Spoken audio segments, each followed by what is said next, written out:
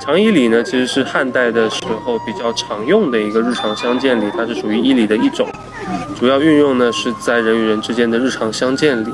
当然，当时有句话叫做“礼不下庶民”，所以其实对庶民是没有太多的礼仪要求的。在拜礼当中，凡男拜上左手，凡女拜上右手。讲先秦九拜呢，它有9种拜礼，那么我们运用到的大多是第2和第3种，分别是顿手和空手。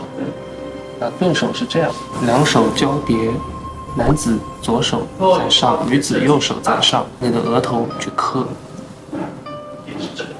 一下，这个叫顿手。那么不磕到，这个叫空手。在有人过世，比如说办白事的时候，他在相见礼方面会有一些小变化。我们一般来说，拱手礼或者说衣礼都是左手抱右手，那么这个时候我们要换一边，右手盖左手。这个在礼仪当中被称为兄礼。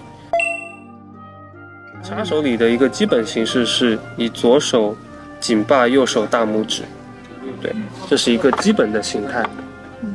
然后到了宋代的时候，插手礼可能会演变成这个样子，就是左手会伸出小指，右手五指张开。这个插手礼在比较早期的时候，它是属于虚礼的一种。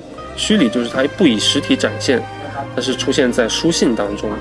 对，比如说像我们现在的此致敬礼啊，对，它可能就是这么样的一个作用。比如说当时有可能会写此致插手什么什么之类的。对，然后到了战国时期，它是用于诸侯之间的日常相见礼。